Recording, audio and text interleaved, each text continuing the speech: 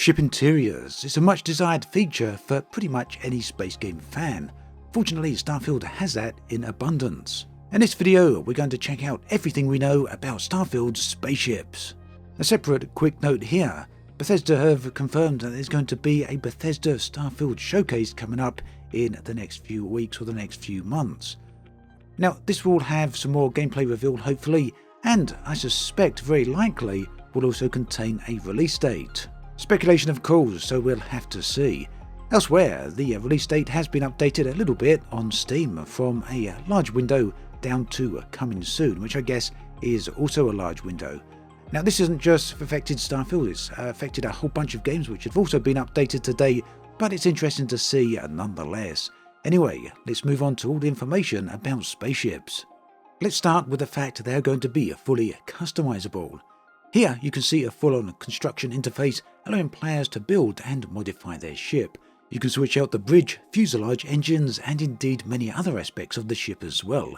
It seems that here we've got fairly good control over the appearance of that, but just how far we can go remains to be seen. And I'm sure we can fully expect to see classic sci-fi ship designs imported into the game via the modding community as well. Now modding your ship doesn't just affect appearance, it also affects the ship's capabilities. One thing in particular is jump range. This will determine which of the 100 star systems you can reach within Starfield, a decision that will very likely impact the modules players choose. But it's not all about jump range, there are other elements of your ship that you can customize as well. Stats affected include hull, shield, cargo capacity, crew, mobility, top speed, mass, thrust, as well as a number of other elements.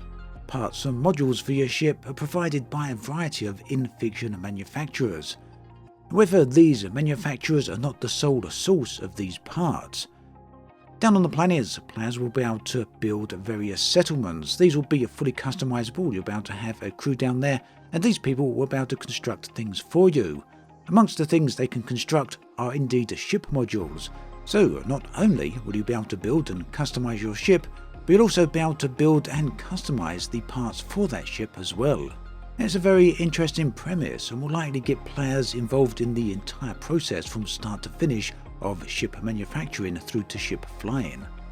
Now talking of ship flying, there's been no mention of the flight model just yet, but we can see that it appears to be a follow the cursor type of flight model. This is quite a common design and we've seen it many times over the years, from as early as games such as Free Space 2 and even before. Follow the cursor controls though remain popular even today, with games such as Everspace 2 using it in an arcade style flight model, as well as Star Citizen using it as an option in a more realistic based flight model.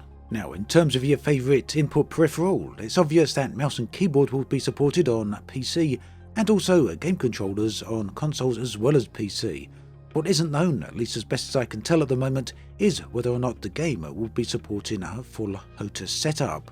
I know that fans of space games as well as flight sims will definitely be wanting the option to have joystick and full-on hands, throttle and stick options. Unfortunately though, support for such a device hasn't yet been confirmed.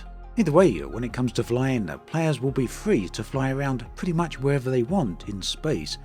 This includes the ability to dock with space stations that you can discover along the way, as well as the ability to land at any point, any location on any planet or moon that you choose. Keep in mind that there will not be any seamless planetary landings, but nevertheless you will be able to land down on planets.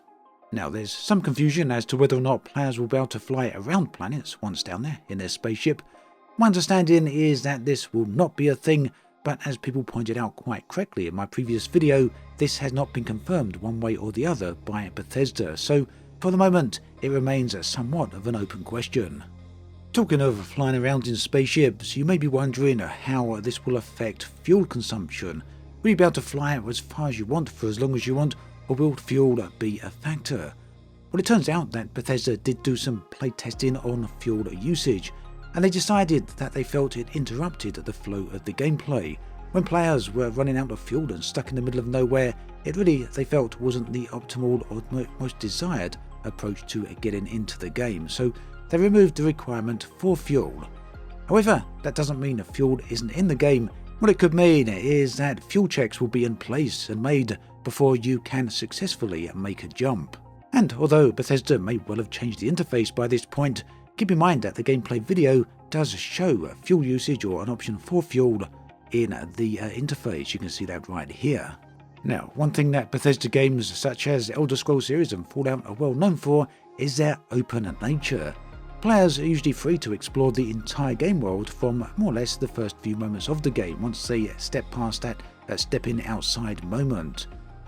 They're also free to explore the game in any way they desire, separate from the storyline. So yes, you don't normally need to get involved in the story and can instead go embarking off on your own adventure. But this can often pose problems, as you can head to some areas that are way beyond your current capabilities and therefore be extremely dangerous. Bethesda Todd Howard has confirmed that yes, this will still be a thing within Starfield. Whilst you can go to more or less any star system, some of them are going to be more dangerous than others. This in turn could mean that if you haven't upgraded your ship to a suitable level when entering one of these dangerous star systems, then you really could be in for a world of trouble. Now, at the start of the video I mentioned spaceship interiors. The ability to walk around in spaceships is a much desired feature when it comes to space games, and we can see that capability right here. But what's more, not only can you walk around inside the spaceships, but you can also fully crew the spaceships. This will comprise of a crew of NPCs through which you can actually hire. The crew will then participate and control the various functions of your ship, which means it's quite possible that the upgrade of crew will also directly impact the upgrade of your ships and its capabilities. For now then, that is pretty much everything we know about Starfield and its spaceships. Do let me know your thoughts and feelings on this in the comments section below. Do the limited demonstrations that we've seen so far feel suitably impressive for you, or would you like to see more added or revealed at the very least? Additionally, how do you feel about the lack of seamless planetary re-entry? Is that something that disappoints you, or you're not too bothered overall?